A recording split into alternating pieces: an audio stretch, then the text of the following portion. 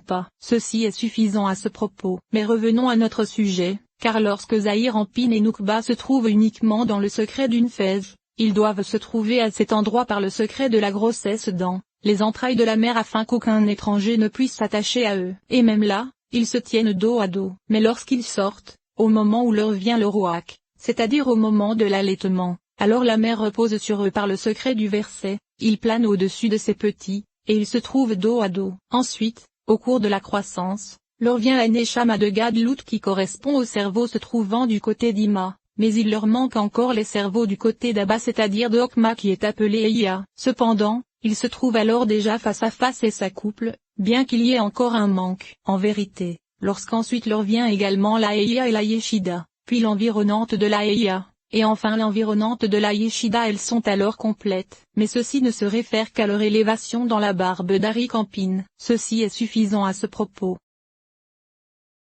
Commentaire. Ceci demande à être étudié, car il a été écrit plus haut dans ce chapitre qu'ils ne reviennent pas face à face tant que ne leur est pas venu la Iya qui correspond au cerveau d'Abba. Il me semble que ce qu'il est dit plus haut s'applique au moment où Zahir Anpin et Noukba n'avaient reçu que les cerveaux du côté de la Bina Adima, car ils ne retournèrent alors pas face à face tant qu'ils n'eurent pas reçu les cerveaux du côté de la Bina d'Abba. Et ce qu'il est dit ici s'applique au moment où ils avaient reçu les cerveaux du côté de la Bina Adima et du côté de la Bina d'Abba, qui sont les aspects de la Neshama de la Neshama et de la Neshama de la Eya. Et ils se retournèrent alors face à face et s'accouplèrent. Ce que nous comprenons de cela c'est que bien que les cerveaux, que ce soit d'Abba ou d'Ima, n'eussent pas encore complètement pénétré, ils pouvaient déjà se retourner face à face pour s'accoupler. Ne sois pas surpris de l'ordre de pénétration des cerveaux, c'est-à-dire du fait que la Bina d'Abba pénétra avant que celle de la Okma et de la Keter d'Ima ne fût achevée, car c'est ainsi que se fait la pénétration comme nous le savons. Mais nous n'aurons pas le loisir de détailler cela. La preuve de tout cela c'est que lors de la prière silencieuse du matin des jours ordinaires les cerveaux pénètrent du côté des Bina d'Israël l'Ancien et de Tebouna,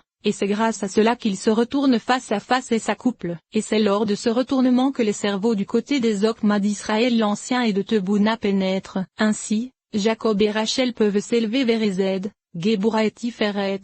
Et c'est là qu'ils se retournent face à face pour s'accoupler. Et bien que dans le Sefer HaKavanot il soit écrit qu'il n'y a d'accouplement que de l'autre façon, c'est-à-dire que puisque le cerveau des Okma d'Israël l'Ancien et de Tebouna n'ont pas encore pénétré il n'y a pas d'accouplement, il est écrit dans la section sur Abba et Ima que ceci n'est vrai que pour le grand accouplement de Okma, Bina et Da'at, mais en ce qui concerne les petits accouplements de Netza, Od et Yesod et de Ezed, Géboura et Tiferet ils sont déjà retournés lors de la récitation silencieuse. De plus, il faut dire que ce qui est énoncé plus haut s'applique à l'accouplement des grands Zahir Anpin et Noukba généraux, car leur accouplement ne se produit que lors du Shabbat, après qu'ils aient reçu les cerveaux d'Abba et Ima supérieurs, soit la Eya générale. Mais ici, il est question de l'accouplement de Jacob et Rachel qui s'accouplent les jours ordinaires, car vis-à-vis d'eux les cerveaux qui se propagent depuis Israël l'Ancien et Tebouna vers Zahir Anpin et Noukba lors des jours ordinaires sont la Neshama vis-à-vis de Zahir Anpin et sont la Eya vis-à-vis de Jacob et Rachel,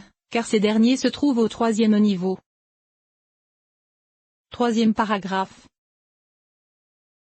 Les trois aspects des Théamim ont donc été expliqués. En réalité, il existe également trois aspects contenus dans les Nekudot, dans les Tagin et dans les lettres, mais ils ne sont absolument pas révélés avant d'arriver au-dessous des lumières des yeux, comme cela sera expliqué en son temps avec l'aide de Dieu. Nous allons maintenant expliquer l'apparition de ces lumières appelées Akudim. Sache qu'au moment où elles apparurent, elles ne le firent pas totalement comme cela sera expliqué avec l'aide de Dieu. Le sens de la chose c'est que l'intention de l'émanateur était de faire commencer l'existence des réceptacles à cet instant afin de revêtir les lumières pour les besoins de ceux qui la recevraient, c'est-à-dire pour qu'ils puissent la recevoir. C'est pourquoi lorsqu'elles apparurent sans être totalement complètes, elles s'élevèrent à nouveau vers le racine pour être réparées et complétées. Et c'est grâce à cela qu'apparut le réceptacle comme cela a été expliqué. Le sujet en est que l'aspect des réceptacles existait assurément de façon potentielle, même s'il n'existait pas de façon réelle au sein de la lumière, car il se trouvait dans l'aspect de la lumière la plus épaisse. En effet, il était seulement intimement associé à l'essence, c'est pourquoi son aspect n'était pas révélé. Car lorsque la lumière sortit à l'extérieur via la bouche, tout sortit mélangé, et lorsqu'elle s'éleva à nouveau pour se compléter, grâce à la sortie de la lumière hors de la bouche, Cette lumière correspondant à l'aspect des réceptacles qui étaient plus épaisses acquit alors assurément une encore plus grande épaisseur. C'est pour cette raison qu'elle n'eut aucune possibilité de retourner également vers sa source comme au début. Ainsi, la lumière pure se sépara d'elle et s'éleva vers sa source comme cela a été indiqué. Et alors, une épaisseur supplémentaire s'ajouta à la lumière déjà épaisse, et il resta l'aspect du réceptacle. Et si tu dis que lorsque la lumière pure descendra à nouveau et se propagera dans le réceptacle, que le réceptacle se purifiera comme au début et que son aspect de réceptacle sera annulé, la réponse à cela c'est que, comme cela a été dit ailleurs, les 10 séphirotes qui s'étaient élevées vers le racine ne revinrent pas et ne redescendirent pas toutes. En vérité, ce sont uniquement les 9 inférieures qui descendirent, alors que la supérieure qui est Keter resta avec l'émanateur. Il se trouve donc que la lumière de Okma revint pour se revêtir du réceptacle de Keter, et il en fut de même pour toutes les autres séphirotes. Et les réceptacles purent recevoir la lumière qui avait maintenant diminué vis-à-vis de ce qu'elle était au début. Ainsi, sache que tout apparut uniquement avec l'aspect du Nefesh. C'est le secret du verset, l'Éternel des armées a juré par lui-même, car l'Atsilut est appelée Nekoudim comme cela a été expliqué, et c'est elle qui est appelée l'Éternel qui jura à ce qui était plus grand qu'elle, c'est-à-dire au monde des Akoudim qui apparurent uniquement sous l'aspect du Nefesh. Grâce à cela tu pourras approfondir la chose et tu verras combien ces pensées sont profondes. Béni soit-il, car même le monde supérieur des Akoudim ne possède que l'aspect du Nefesh. Ainsi, les 10 séphirotes apparurent toutes mais pas ensemble, car au début ce n'est que l'aspect de Malkout qui sortit du monde des Akoudim, contrairement au monde des Nekoudim, comme cela sera expliqué en son temps avec l'aide de Dieu. Or cette Malkout apparut uniquement avec l'aspect du Nefesh, car tu n'as aucune séphira qui ne possède l'aspect du Nefesh, du Rouach et de la Neshama, comme cela est connu. En vérité, elle n'apparut alors qu'avec l'aspect du Nefesh. Ainsi, au début Malkout apparut avec l'aspect du Nefesh, et ensuite lorsqu'apparut l'aspect de Yesod seul l'aspect du Nefesh se révéla dans l'aspect de Yesod. Cependant, une lumière s'ajouta à Malkout car l'aspect du Rouach se révéla en elle. Le sens de la chose c'est que puisque le secret du Rouach provient des 6 extrémités comme cela est connu, lorsque Yesod apparut l'aspect du Rouach commença à se révéler dans Malkout mais ne fut pas achevé tant que la totalité des 6 extrémités allant de Yesod jusqu'à Ezed ne fut apparue, car c'est à ce moment que l'aspect du Rouach de Malkout fut totalement achevé. Commentaire au nom du maître le Re'im Vital, il me semble qu'il faille rattacher cet enseignement à celui que nous avons rapporté ailleurs, c'est-à-dire au fait que l'aspect de l'oreille correspond à la Neshama, le nez au Rouach et la bouche au Nefesh, comme cela sera également expliqué ultérieurement dans ce même commentaire. Ainsi, je pense avoir entendu de la part de mon maître de mémoire béni que lorsque ces 10 séphirotes apparurent, elles le firent avec tous les aspects du Nefesh, du Rouach, de la Neshama, de la Eya et de la Yeshida, contenus en elles mais pas révélés dès le début. Cependant, au début seul l'aspect du Nefesh était révélé. Et comme nous l'avons expliqué à propos de la Neshama de l'homme, au début ils apparaissent contenus ensemble, et ensuite chacun se révèle tout à tour, le Nefesh, puis le Rouach, et enfin la Neshama. Et lorsque chacune d'elles fut révélée, un peu de l'aspect du Rouach apparut dans Malkout, comme cela est expliqué dans le Zohar sur la Parashat Oruma. Or nous savons déjà que Yesod ne contient pas la totalité des 6 extrémités mais uniquement les 5 Asadim allant de Ez jusqu'à Od. Cependant, Yesod ne prend pas la Ez particulière pour elle-même, et 5 extrémités uniquement sont contenues en elle. Il se trouve que l'aspect de la contenance de ce Rouach correspond à sa révélation dans Malkout lorsque Yesod apparaît. Cependant lorsqu'apparaît Od, Nezza, ou notre du reste des Séphirotes, alors l'aspect des extrémités du Rouach se révèle précisément dans Malkout. Tout ceci correspond donc à ce qui touche l'aspect de Malkout. En vérité, ce qui touche les 6 extrémités de Zahir en Pine suit la règle suivante. Lorsque Yesod apparut, l'aspect de la contenance des 5 extrémités de Zahir en Pine se révéla uniquement sous l'aspect du Nefesh. Cependant, lorsque Od apparut, alors une extrémité du Nefesh de Zahir en Pine se révéla, et il en fut ainsi jusqu'à achever les 6 extrémités. Mais il existe une autre différence entre Yesod et les 5 autres extrémités,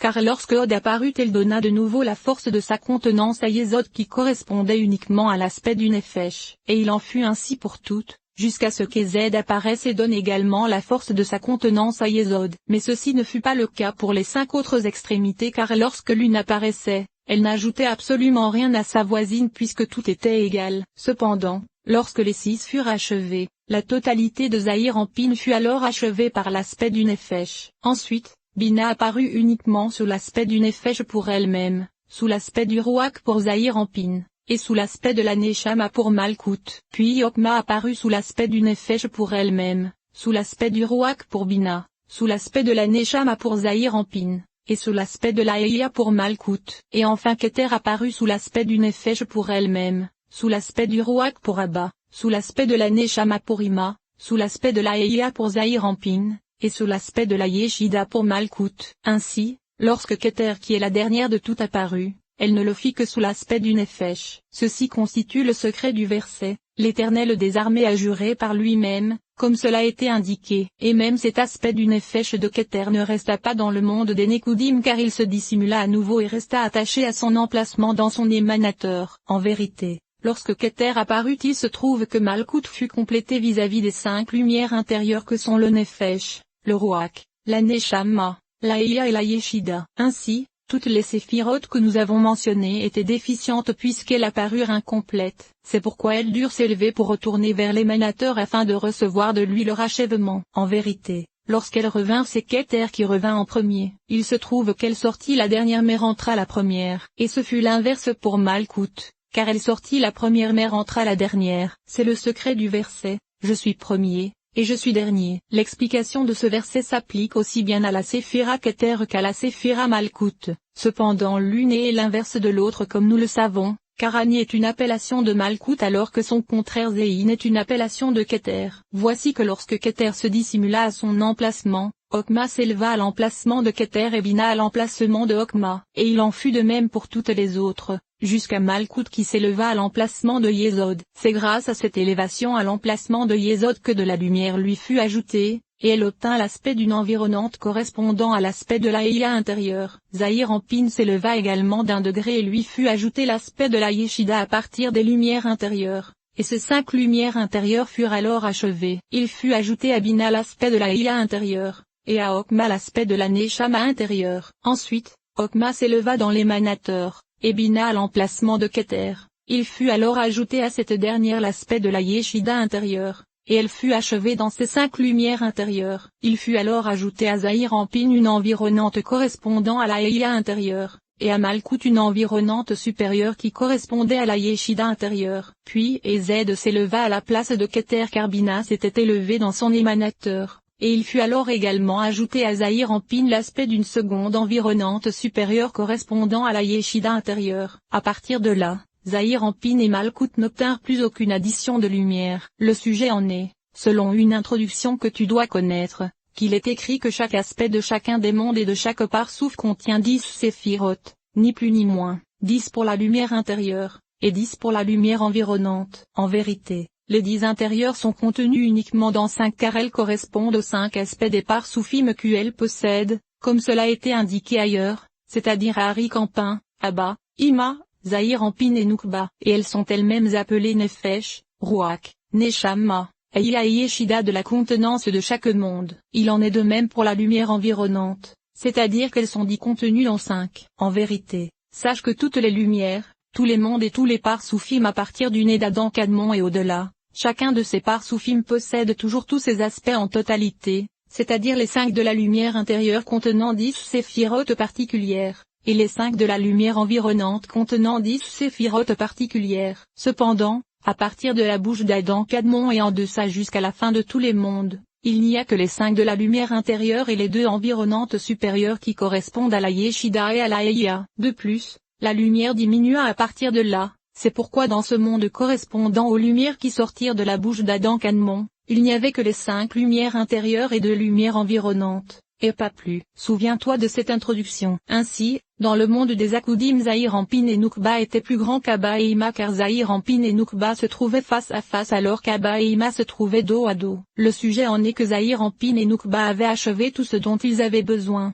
c'est-à-dire les 5 de la lumière intérieure et les 2 environnantes, avant de s'élever à nouveau vers leur émanateur. Mais ce n'était pas le cas d'Abba et Ima car ils n'étaient pas encore complets puisqu'Abba ne possédait que 3 intérieures et aucune environnante, et Ima ne possédait que 4 intérieures et aucune environnante. De plus, même avant qu'une seule séphira ne se fût de nouveau élevée dans son émanateur, Zahir Anpin et Nukba possédaient déjà tout ce dont ils avaient besoin pour s'accoupler. En effet, Tu sais déjà que l'accouplement se propage depuis les cerveaux se situant en deçà de Okma. Or Zahir-Ampine possédait déjà un aspect de Okma qui est la IA intérieure avant que Keter ne se fût élevée dans son émanateur puisqu'elle fut la première de toutes à s'élever. Et bien que Malkout fût plus grande qu'elle, car elle possédait une Uishida intérieure,